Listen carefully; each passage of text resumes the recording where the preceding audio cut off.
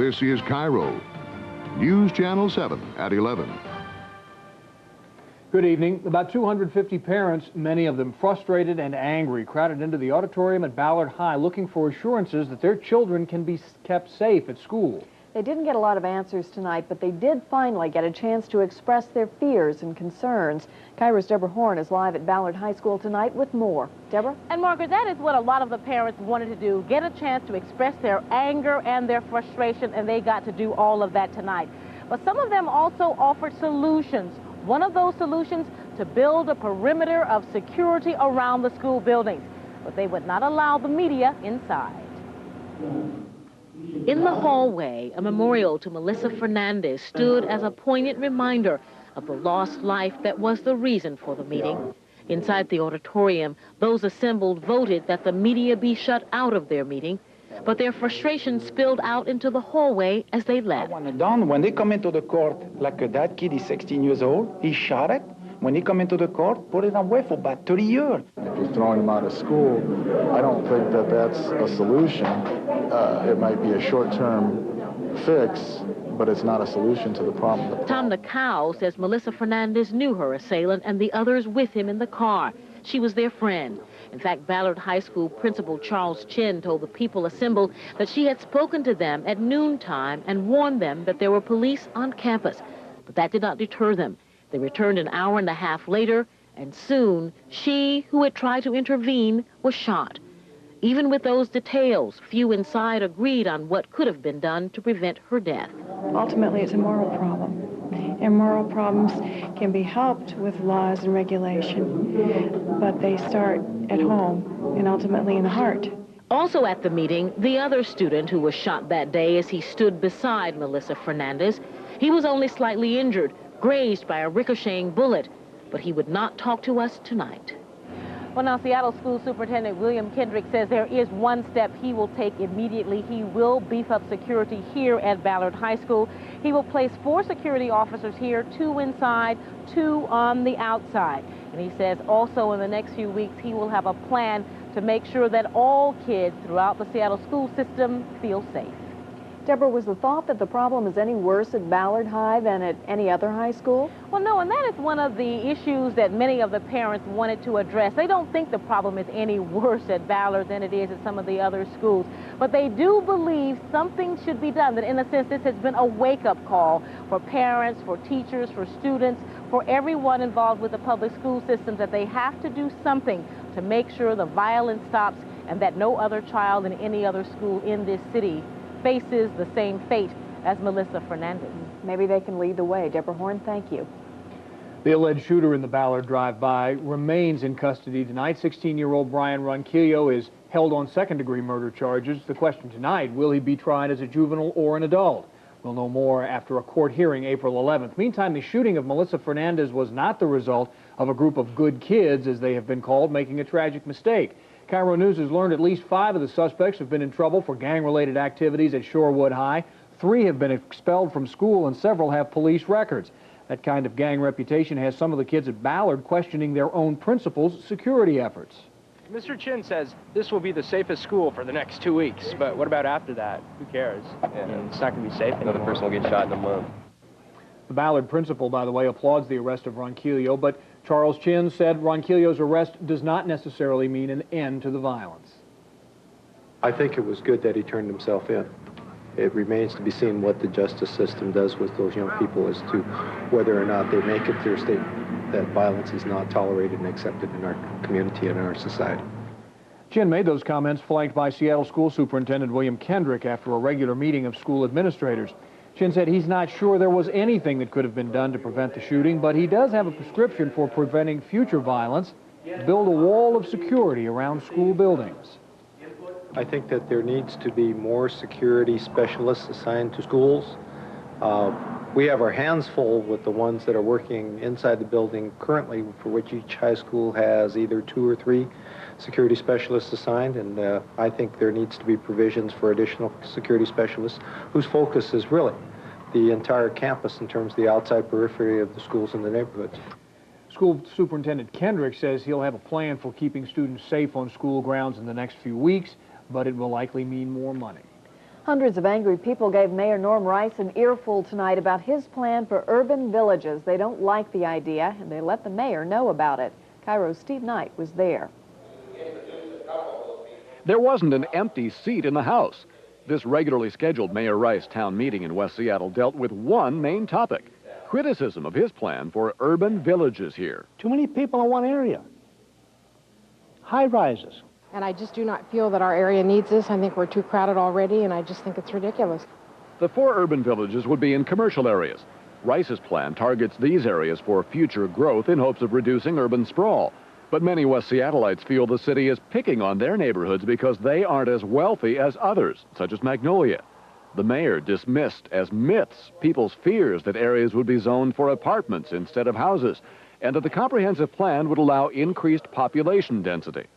Even if the West Seattle Junction were to achieve its 20-year goal in the comp plan, the density would still be less than the density in Ballard right now. Given the track record, how do you expect us to support this idea of a comprehensive plan as currently proposed? Rice has promised that his plan for the city can still be changed before the city council votes on it did not satisfy the crowd. So aware that increasing crime is also a worry in West Seattle, Rice made this surprise announcement. So for years, people in West Seattle have been saying you need your own police precinct. And after looking at this issue and thinking about the changing nature of police work, I've decided that the time has come, and in the months ahead, I will be working with many of you and other officials to make sure that we have a permanent precinct here. There is no timetable yet for when the West Seattle precinct would be built, but apparently it'll be as soon as possible. Well, Steve, what's the next step for the urban village idea? Well, the next step for all of that, they're all part of Seattle's new comprehensive plan, which, according to the state's Growth Management Act, has to be adopted by the City Council by the end of June. Steve, thanks. Some other folks speaking out tonight. People in Linwood made it clear that they want their fireworks. This evening, the town council voted on a proposal to ban all fireworks in the city. Linwood and Montlake Terrace are the only cities in South Snohomish County where you can still buy the devices during the 4th of July holiday. The ban did not pass. One council member told KIRO News they have so many important things to take care of, the fireworks ban probably will not come up for consideration again. Traffic on Interstate 5 was a real mess tonight as fire crews used the freeway to help snuff out a fire blazing on Seattle's Beacon Hill. The fire started below Interstate 5 near the Rainier Brewery in a shack used by transients. Light winds threatened to spread the flames before the firefighters arrived and quickly doused the fire. Crews feared somebody might have been inside the shack, but the search turned up nothing. Authorities say the fire appears to have been caused by transients either cooking or trying to keep warm. Our region's forests are now an example to the nation. Interior Secretary Bruce Babbitt told a science forum in D.C. today that for the past 10 to 15 years, government agencies have been denying responsibility for the consequences of overcutting timber in the Northwest forests. Babbitt says that the excessive logging shows the finger-pointing has to end and a broad approach to protecting the environment must be found. It'll take about a week before all the houses for sale around here enter the computer age. Those old mechanical key boxes are out. New electronic lock boxes read key cards and record a sales agent's personal code, that is. The idea is to let homeowners know who has been in their house and how often. Could that be the sound of the future in the Puget Sound? A high-speed train made its debut here with a VIP trip to Vancouver, but for the next 6 months it will make runs from Seattle to Portland. The Spanish-built train can zip along at 125 miles an hour. Unfortunately, state law won't let it top 79 miles an hour, so you won't get to the road city in a flash, but it sure beats driving. Sure does. Well, you wouldn't have wanted it to zoom by here any time too fast tonight because it was just too nice outside for that. Look how beautiful it was along Alki Beach. A perfect sunset, perfect weather for almost anything you wanted to do at the beach. Strolling, skating, running, just taking in the splendor of springtime in Seattle. It might have been just a little bit cool for outdoor dining that lasted too much beyond when the sun went down, but there were no complaints. People looked awfully happy to be out in this great weather. That's right. I haven't heard anybody complain to Larry Rice yet today. He's filling in for Harry as he continues on vacation. Larry, let's get a first check at the weather. Well, we're looking at a great night for stargazing. Fair skies tonight. Temperatures within the comfort range of 35 to 45, but the question is, will this nice heat last? Cooler days are ahead, and we'll have details coming right up. Thanks, Larry. Thank you very much. While we've enjoyed, of course, the terrific weather, the same cannot be said for the southeastern U.S. Yeah, they're still coping with devastating tornadoes there. The latest coming up next on KIRO News.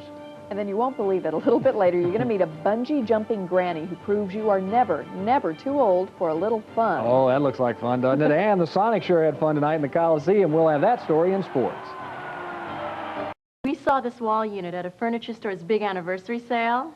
Then we found it for $150 less.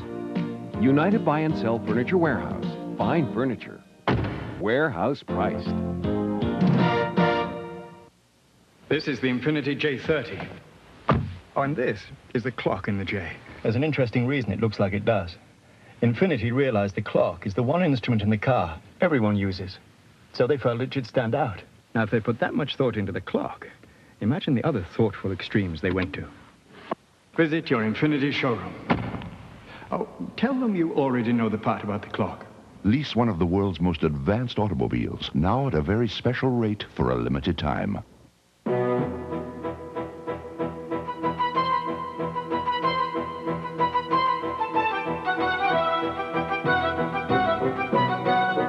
Go where the landscapers go. Bernie's Nurseries. Buy now at the biggest RV and manufactured home show in the Northwest, where you can afford a 3-bedroom home and RV lifestyle year-round. Hundreds of bargains and great financing, too. Mom said, buy yourselves a really good mattress. We got the mattress, and her mom got change. United Buy and Sell Furniture Warehouse. Fine furniture. Warehouse priced. If you see news happen, call the KIRO News Channel 7 tip line at 1-800-777-KIRO. News around the nation and world tonight. The hitman in the Nancy Kerrigan attack says he never planned to permanently harm the skater. I hit her with what it's called an asp. The police use it. It's a foldable baton. It's not designed to permanently injure somebody or to break bones. And I picked a spot on the leg that I knew would swell and she would not be able to compete in the nationals, but it wouldn't affect her career or her life further on down the road. Shane Stant confirms there was talk of killing Nancy Kerrigan, but he refused to go along with it, he says. Rodney King is returned to an L.A. courtroom. King reenacted portions of his 1991 beating by police and told jurors he could hear his bones crunching. King is sued for almost $10 million. The city has already admitted liability, but the jury will set a damage figure. And Rutgers University in New Jersey is learning a lot about measles, more than they wanted to know. The school is under a state of emergency with more than 20 suspected cases of measles on campus. Health officials are inoculating 40,000 students, faculty, and staff. It's the first measles outbreak on a U.S. college campus in 3 years. Residents of the southeast are on alert tonight as more deadly tornadoes threaten to rip through the region. Still dazed by massive destruction, people sifted through the rubble. In all, 43 people were killed as dozens of twisters struck. Perhaps hardest hit was Alabama, where 20 people died when a tornado ripped through this church during Palm Sunday services. These are people I love. I can't believe my child just jumping up and down one minute and then she's gone. You know, I'm just sick about it. Elsewhere in North Carolina, tornadoes obliterated this public housing complex, and to make matters worse, fierce winds and heavy rains are accompanying those twisters, causing massive flooding and leaving thousands without electricity tonight. Larry Rice is here to tell us what's up for the weather around the country and here. Cooling down tonight after a record high today. Take a look at our almanac as we go to the break with 73.